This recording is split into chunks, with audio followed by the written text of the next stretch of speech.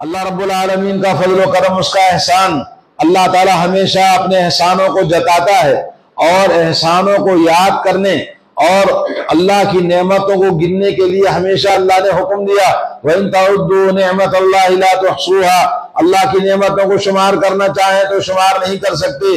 ان گنت نعمتوں کا تقاضا ہے کہ اللہ کی شکر گزاری کریں، اور شکر گزاری میں سب سے اہم چیز ہے تقوی، اور تقوی رب العالمین نے ہر بندے کو لازم، واجب، فرض قرار دیا ہے۔ تقوی اختیار کے بغیر نہ مومن ہو سکتا ہے، نہ مسلمان ہو سکتا ہے، نہ دنیا میں کامیاب ہو سکتا ہے، نہ زندگی کے کسی بھی مرحلے میں کامیاب ہو سکتا ہے، اور نہ ہی آخرت مرنے کے بعد نہ اللہ کی رضامندی ہوگی، نہ وہ جنت میں جائے گا، نہ وہ جہنم سے بچ سکتا ہے۔ میرے دوستوں اور بھائیوں، آج ہمیں دنیا کی ہوس، دنیا کی چیزیں، ان آزمائشوں نے ایسا ہمیں گمراہ کر دیا ہے، اللہ کا ڈر، اللہ کا خوف ہمارے دلوں سے نکل گیا ہے۔ اللہ تعالی ہم سب کو اللہ سے ڈرنے والا بنائے۔ آج آپ کو جو بات بتانا چاہتا ہوں کہ زندگی اللہ رب العالمین نے پیدا کرنے کے بعد ایسے ہی بیکار نہیں چھوڑا ہے۔ اَيَحْسَبُ الْإِنسَانُ أَن يُتْرَكَ سُدًى، کیا انسان یہ سمجھتا ہے کہ ہم نے اس کو ایسے ہی بیکار چھوڑ دیا؟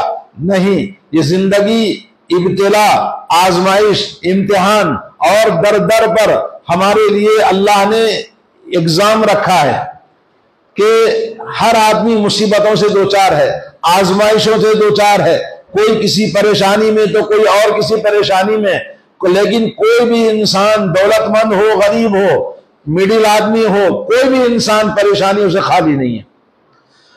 اللہ رب العالمین نے اسی لیے ہم کو پیدا کیا، لِيَبْلُوَكُمْ أَيُّكُمْ أَحْسَنُ عَمَلًا، تاکہ ہمیں آزمائے کہ کون امتحان میں اچھا عمل کر کے آتا ہے۔ كُلُّ نَفْسٍ ذَائِقَةُ الْمَوْتِ، ہر انسان کو اس بات کو بھولنا نہیں چاہیے کہ وہ مرنے والا ہے۔ وَنَبْلُوكُمْ بِالشَّرِّ وَالْخَيْرِ فِتْنَةً، اور ہم اس موت کو یاد دلانے کے بعد میں یہ کہتے ہیں کہ ہم تم کو آزماتے ہیں خیر اور شر دونوں طرح سے، کبھی دولت دے دیا، خوشحالی دے دیا، اور کبھی آدمی اونچا بن گیا، منصب اور مقام مل گیا، جو چاہا وہ مل گیا، اس کے لیے آزمائش ہے، نافرمان بن گیا۔ اور کسی کو قلت مال، قلت اولاد، قلت اہل و عیال اور پریشانیوں میں اس کو آزماتا ہے۔ تو میرے دوستوں اور بہنوں، آج ہمیں اس بات کو سمجھنا ہے کہ ہم اپنے اندر ان آزمائشوں میں کس طرح سے نکلیں۔ ہمارے لیے سب سے بڑا آئیڈیل رسول کریم صلی اللہ علیہ وسلم رحمت اللہ علیہ ہے۔ سرور کونین تاجدار مدینہ محمد رسول اللہ صلی اللہ علیہ وسلم سے بڑھ کر اس دنیا میں کوئی آزمایا نہیں گیا۔ اس امتحانوں میں، پریشانیوں میں اور تکلیفوں میں جتنا رسول کریم صلی اللہ علیہ وسلم نے زندگی گزاری، اتنا دنیا کا کوئی انسان نہیں مصیبت اٹھایا۔ اور اللہ کے نبی صلی اللہ علیہ وسلم نے فرمایا، اس دنیا میں سب سے زیادہ آزمائش اور امتحان انبیاء کی ہوتی ہے۔ انبیاء کو آزمایا، مصیبتیں، تکلیفیں، آزمائشیں ان کی زندگی کا ایک بہت بڑا حصہ ہوتا ہے۔ جو بات آپ کو کوٹ کرنا ہے وہ ہے رسول کریم صلی اللہ علیہ وسلم کو جہاں روحانی، جسمانی، ذہنی ہر اعتبار سے تکلیف پہنچائی گئی، وہاں آپ پر یہودی قوم نے کئی بار نبی کو قتل کرنے کے لیے سازشیں بنائیں، اور ان سازشوں میں سے ایک سازش قتل کرنے کی جادو کے ذریعے۔ جادو قرآن کے اندر موجود ہے۔ حضرت موسیٰ علیہ السلام کی قوم کا مقابلہ جادوگروں سے ہوا، اور اسی طرح سے بے شمار نبیوں کی دعوت پر کیا کہا قوم نے؟ مجنون کہا۔ کیوں؟ ان کی باتیں نبیوں کی، لوگوں کی سمجھ میں نہیں آتی، بولے یہ پاگل ہے، کیا بکتا ہے۔ اور کبھی جادوگر کہا۔ کیوں؟ اس لیے کہ ان باتوں کے اندر ایسی تاثیر ہے جو دل سے سنا بدل گیا۔ تو جادو کی باتیں جو جاہل شیطان یا یہ کہ جو دشمن ہے دین کا، اسلام کا، توحید کا، نبیوں کی باتوں کو وہ جادو کہتا ہے، جو قبول کرتے ہیں لوگ بدل جاتے ہیں۔ تو میرے بھائیوں اور بہنوں، ہمیں اس بات کو سمجھنا ہے کہ رسول اللہ صلی اللہ علیہ وسلم پر یہودی قبیلے بنو زریق کا ایک لبید ابن عاصم، اس نے جادو کیا اور اس جادو کو اتنا شدید آپ پر اثر ہوا کہ رسول اللہ صلی اللہ علیہ وسلم کے خیالی طور پر دنیا کے اندر، دنیا کے اعتبار سے، دین میں نہیں، دنیاوی اعتبار سے آپ کہتے کہ میں نے یہ کام کر لیا ہے، حالانکہ وہ کام آپ نے نہیں کیا ہوتا، خیالی طور پر آپ کو اتنا دماغ پہ اثر ہوا تھا۔ پھر بعد میں اللہ عز و جل اپنی مہربانی سے 2 فرشتوں کو بھیجا، ان فرشتوں نے جادو کو دکھایا اور جادو جہاں کیا تھا وہاں بھی وہ جگہ بتا دی۔ پھر وہ اللہ کے نبی نے حکم دیا، اپنے گھر کے لوگ حضرت علی، حضرت زبیر، فلاں فلاں جا کر اس جادو کو نکالا اور اس جادو کو دفن کر دیا گیا۔ اور سورہ قل اعوذ برب الفلق، قل اعوذ برب الناس، سورہ فلق میں 5 آیتیں اور سورہ الناس میں 6 آیتیں، ایک ایک آیت پڑھتے جاتے ایک ایک گانٹھ کھلتی جاتی۔ آج جو لوگ دھاگوں پر دم کرتے ہیں، گانٹھ لگاتے ہیں، من شر النفاثات فی العقد، اے اللہ میں پناہ مانگتا ہوں جادوگروں کے جادوگرنیوں سے جو گانٹھ لگاتے ہیں، پھونک مارتے ہیں گانٹھ میں۔ آپ دنیا میں کسی بھی انسان کے گلے میں دھاگا دیکھو، دھاگے کے اندر گانٹھ لگی ہے تو یہ نام ہے دین کا، نام ہے قرآن کا، نام ہے دعاؤں کا، مگر کام ہے شیطان کا۔ تو شیطانی عملیات کرنے والے نام قرآن کا لے کر، دین کا لے کر، دین کا لباس پہن کر لوگوں کو دھوکہ دیتے جادو کرتے ہیں۔ یہ سب جادوئی چیزیں ہیں، اور جتنا بھی آپ دیکھیں گے ایسے ہی چھو منتر کرنے والے، دم دارو کرنے والے، انہی کے پاس سے جادو آتا ہے۔ یہ تعویذ، گنڈے، یہ دھاگے سب جادو کی چیزیں ہیں، یہ منتر پڑھنے والے سب جادوگر ہیں۔ تو اس لیے میرے بھائیوں، رسول اللہ صلی اللہ علیہ وسلم ہمارے پاس سب سے بڑا آئیڈیل ہے۔ ان کو توڑنے کے لیے اللہ نے سورہ فلق، سورہ ناس ہمیں سکھایا ہے۔ اور آزمائشیں، مصیبتیں دنیا میں کیوں آتی ہیں؟ نمبر 2 ہے انسان کے گناہ۔ ما اصابکم من مصیبت الا بما کسبت ایدیکم ویعفو عن کثیر۔ تمہیں دنیا میں جو بھی تکلیف، مصیبت، آزمائش، امتحان ہوتا ہے وہ تمہارے بد کرداروں، تمہارے بد اعمالیوں، تمہاری بد عقیدگی، بے دینی، بے ایمانی کرنے کی وجہ سے۔ اگرچہ اللہ بہت سارے تم کو معاف کر دیتا ہے، نظر انداز کر دیتا ہے، چھوڑ دیتا ہے، شاید توبہ کر لے۔ تو میرے دوستو، تیسری چیز ہے دنیا کے اندر جو مصیبتیں آتی ہیں وہ یہ ہے انسان کی غفلت۔ اور غفلت انسان، دنیا میں تو ہمیشہ انسان غافل ہی رہتا ہے۔ وَلَا تُطِعْ مَنْ أَغْفَلْنَا قَلْبُهُ عَنْ ذِكْرِنَا وَاتَّبَعَ هَوَاهُ۔ اللہ کے تعالیٰ نے نبی کو حکم دیا، آپ اس آدمی کے بات کو نہ مانیں جس کا دل اللہ کی یاد سے غفلت میں پڑا ہوا ہے، اور وہ خواہشات کا غلام ہے۔ خواہشات نے کہاں لے گیا؟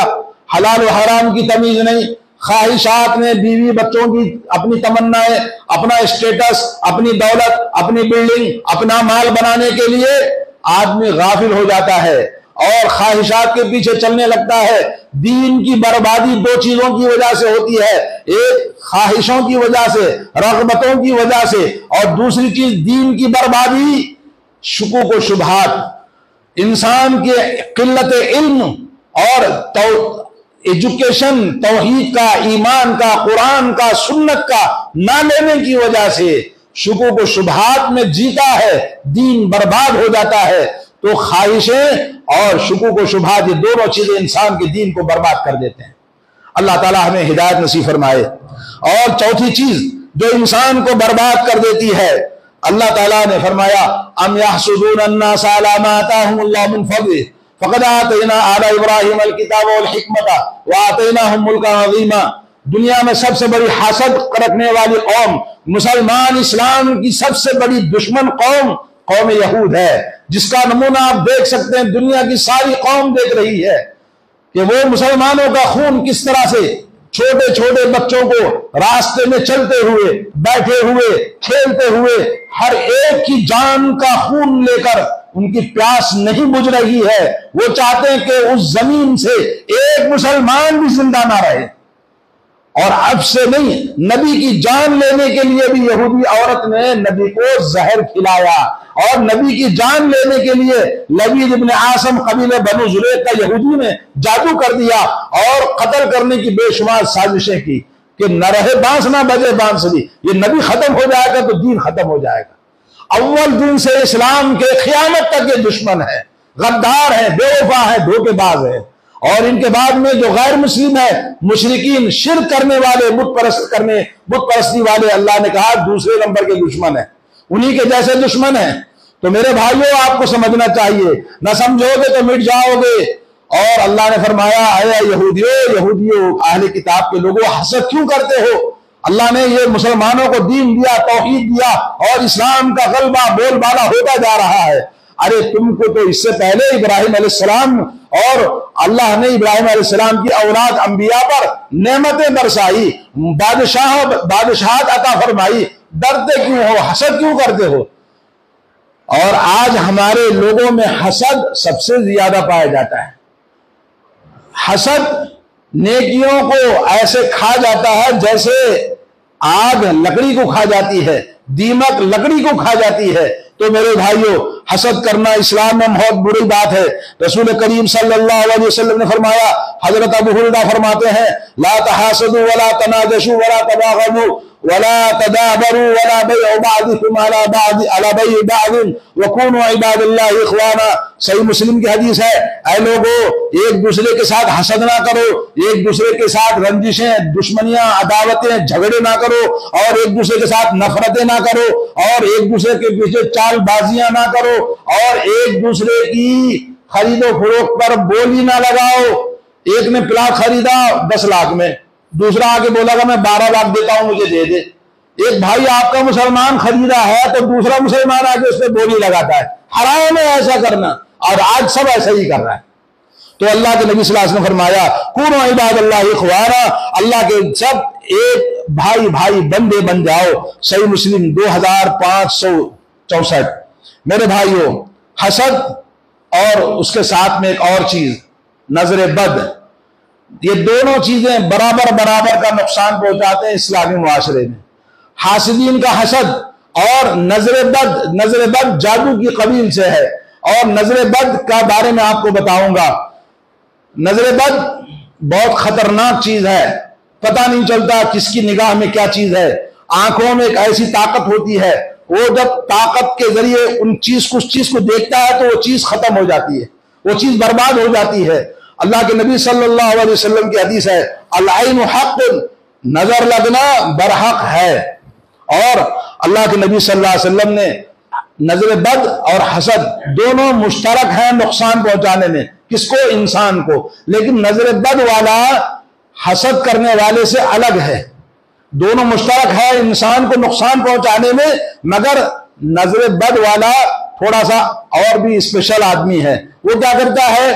جس چیز کو دیکھے وہ چیز ختم ہو جاتی ہے۔ بلڈنگ کو دیکھا، بلڈنگ ٹوٹ جائے گی۔ آپ گاڑی پر جا رہے، کسی نے حسد نظر لگا دی، گاڑی کا ایکسیڈنٹ ہو جائے گا، موت ہو جائے گی۔ اور درخت کو دیکھا، بڑا خوبصورت پھلوں سے لدا ہوا ہے، نظر بد والا دیکھا، اس کے پھل سارے گر جائیں گے، سڑ جائیں گے۔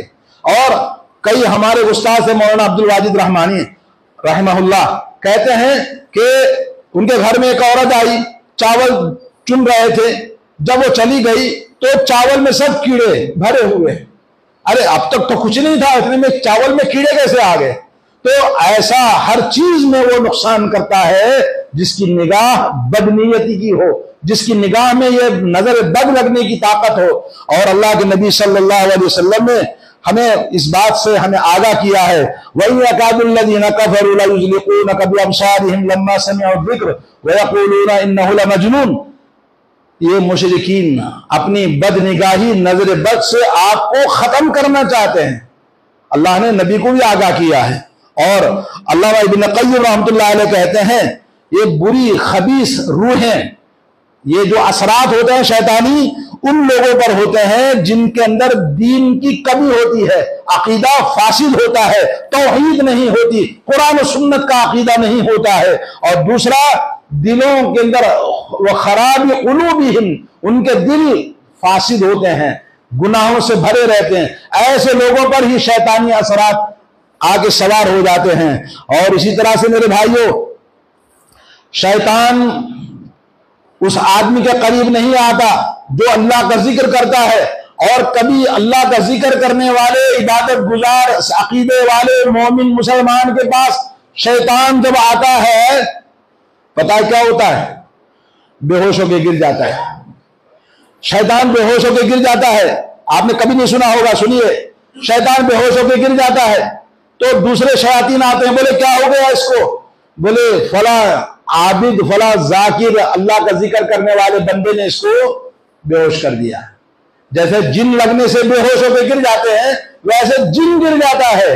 आओ ऐसा ईमान बनाओ, अकीदा बनाओ कि आप शैतानी शर्र से और शैतानी तमाम नुकसानात से बचने के लिए अपना ईमान दुरुस्त करो। और मेरे भाइयों, जब नजर बद हो जाए, अल्लाह के नबी सल्लल्लाहु अलैहि वसल्लम ने बेशुमार इस सिलसिले में अल-ऐन हक़्क़ुन और इसी तरह से फरमाया कि नजर बद तो बरहक है, और नजर बद लगती है तो आदमी कब्र में चला जाता है और जानवर हांडी में चला जाता है। ऊंट कहां चला जाता है? हांडी में चला जाता है। कहते असलाफ का कहना है कि जब नजर बद लगाते किसी जानवर को, ऊंट को, गाय को लगाकर अपने नौकर से कहते भाई ये बाल्टी ले ले, ये पैसे ले ले, जाके गोश्त लेके आना।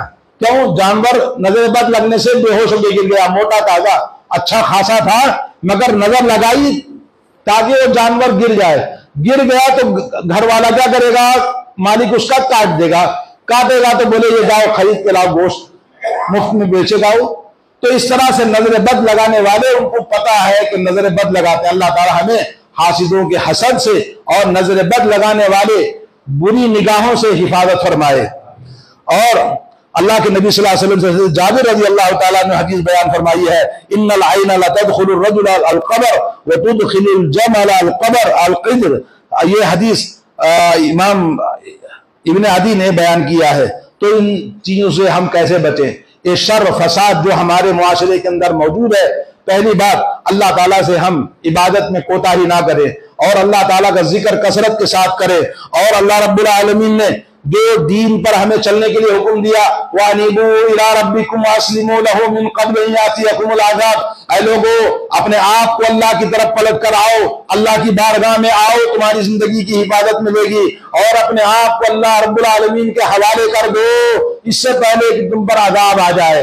तो अजाब आज हमारी जिंदगी में मुख्तलिफ अंदाज से, मुख्तलिफ तरीकों से आज हम कोई ना कोई परेशानी में, मुसीबत में मुलविस हैं। इसलिए कि बदअकीदगी, बेईमानी, दीन से दूरी, मस्जिदों को वीरान करने वालों तुम्हारे घर कभी आबाद नहीं होंगे। अल्लाह को नाराज करने वालों जिंदगी में कभी खुशियां तुम नहीं पाओगे। और दीन से भागने वालों जाके किसी काफिर के हाथों में कत्ल होगा, बर्बाद होंगे, रोजी रोटी नहीं मिलेगी, नौकरी के लिए परेशान, बच्चों की परवरिश के लिए परेशान, पैसों के लिए परेशान। जब तक तुम नाफरमानी नहीं छोड़ोगे रब्बे जुल जलाल की, आपकी जिंदगी में सुकून और इत्मीनान नहीं आएगा।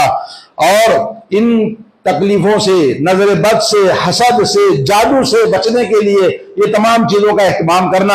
और उसके बाद नंबर 1 है तवक्कुल अल्लाह पर। वमन यतवक्कल अलल्लाहि फहुव हस्बुह।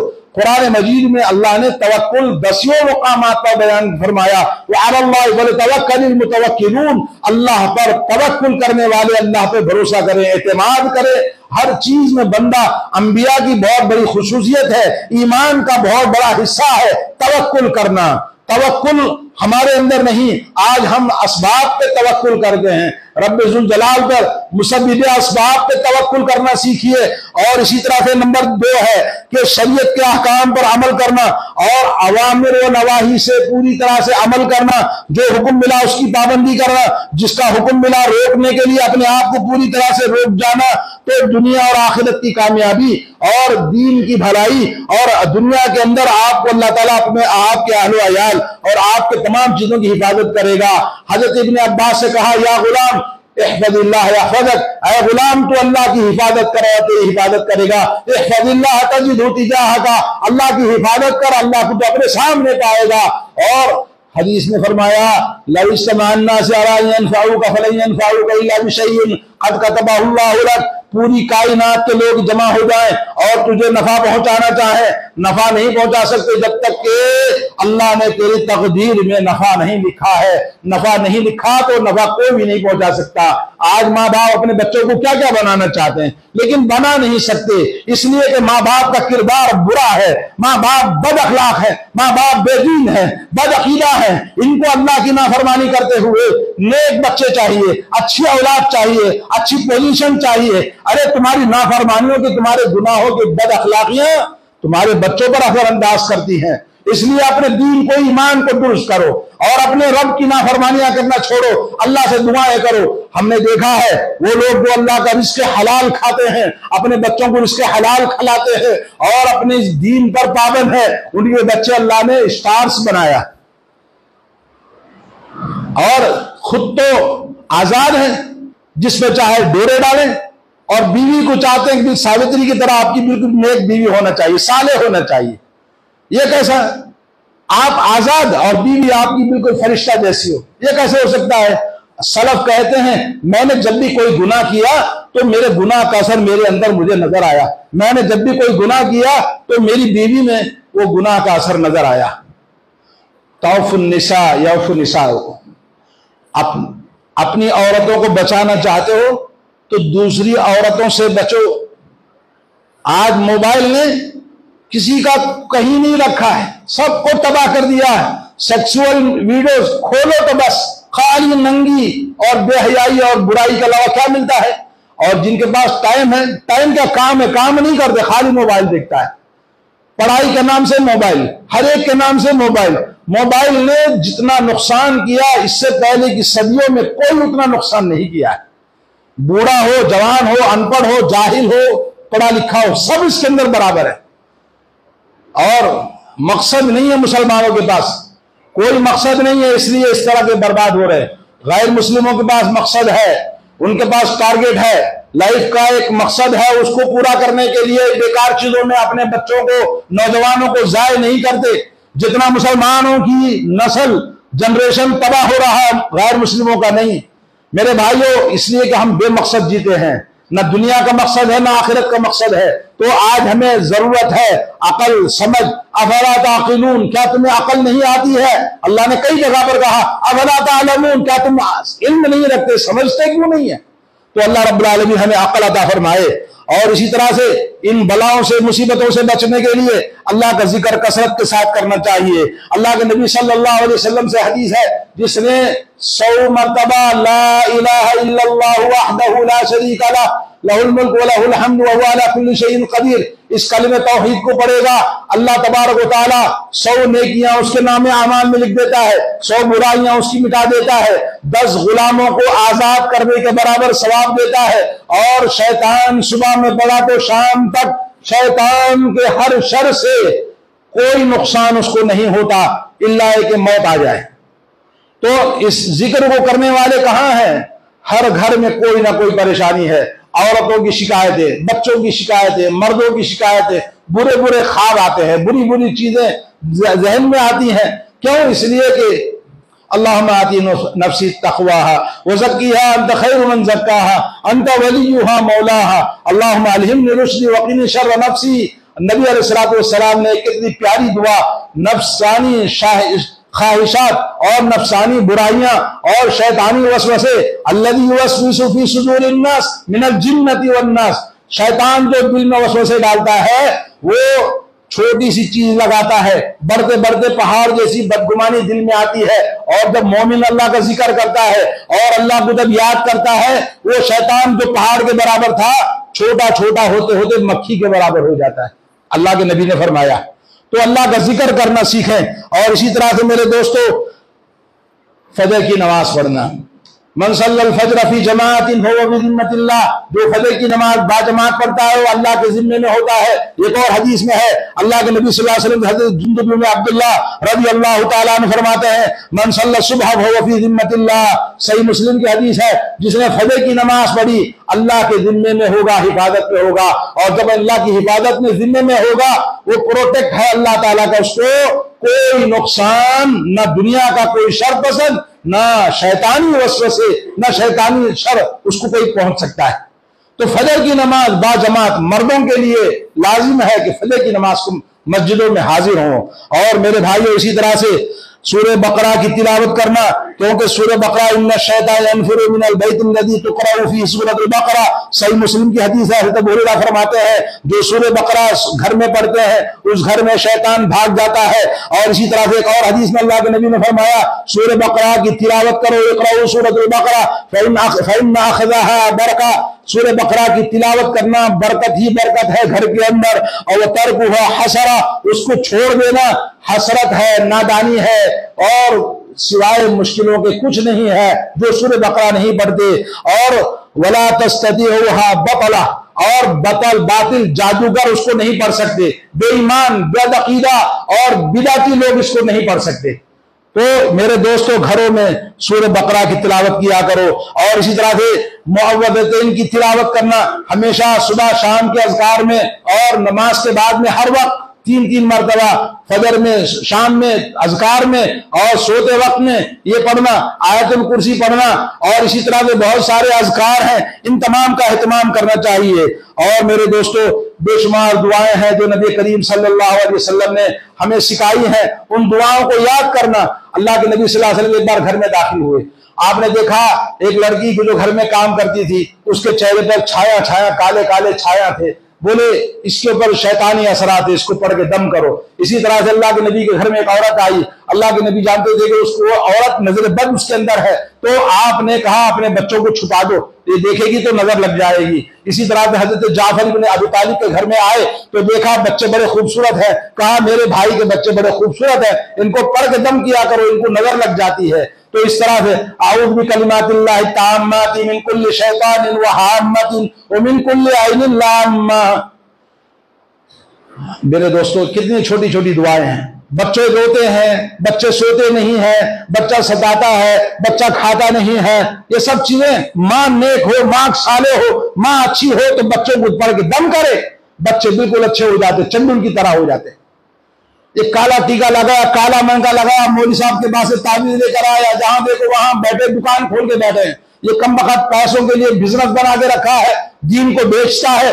یہ سب دم دارو کرنے والے، جھاڑو پھونک کرنے والے سب ایسے ہی ہیں، دین کو بیچنے والے لوگ ہیں. اللہ تعالیٰ سے دعا ہے کہ اللہ تعالیٰ ہم سب کو توفیق عطا فرمائے، اللہ تعالیٰ ہم کو دین کی سمجھ عطا فرمائے، اللہ تعالیٰ ہمیں صحیح عقیدہ قرآن و سنت کا علم حاصل کرنے کی توفیق عطا فرمائے. اللہ رب العالمین ہر طرح کے شر، شیطانی وسوسے اور شیطانی جادوئی اثرات، جن نظر بد سے ہم سب کی حفاظت فرمائے، ہماری عورتوں کی حفاظت فرمائے، ہمارے بچوں کی حفاظت فرمائے، ہمارے گھروں سے اللہ تعالیٰ شیطانی اثرات کو دور کر دے. وہ توفیق ہمیں عطا فرمائے کہ عمل کریں تو شیطان ختم ہو جائے. بہت ساری احادیث ہیں، بہت ساری باتیں ہیں، مگر اتنا سمجھنے کے لیے کافی ہے. بارک اللہ لی ولکم فی القرآن العظیم ونفعنی وإیاکم بالآیات والذکر الحکیم انہ تعالی جواد کریم مالک رؤوف رب حلیم. السلام علیکم ورحمۃ اللہ وبرکاتہ. ناظرین اکرام، اسلامک ٹی وی اس چینل کو ابھی تک جنہوں نے سبسکرائب نہیں کیا ہے برائے مہربانی اس چینل کو سبسکرائب ضرور کریں، اور ہر دن کی اپڈیٹ کے لیے اس کے ساتھ ہی ایک بیل، ایک گھنٹی کا نشان آئے گا، اسے آپ ضرور پریس کریں اور اسے دبا کر آپ ہمارے ساتھ تعاون فرمائیں. اللہ کے دین کی دعوت اور لوگوں تک پہنچانے کے لیے اس ویڈیو کو ضرور لائک، شیئر، کمنٹ اور سبسکرائب کریں. آپ کے اس چینل کو اور بہتر بنانے کے لیے آپ کا ساتھ ضروری ہے. اور مزید ویڈیوز کو دیکھنے کے لیے آپ ہمارے YouTube چینل کو سبسکرائب کریں. فجزاکم اللہ خیرا.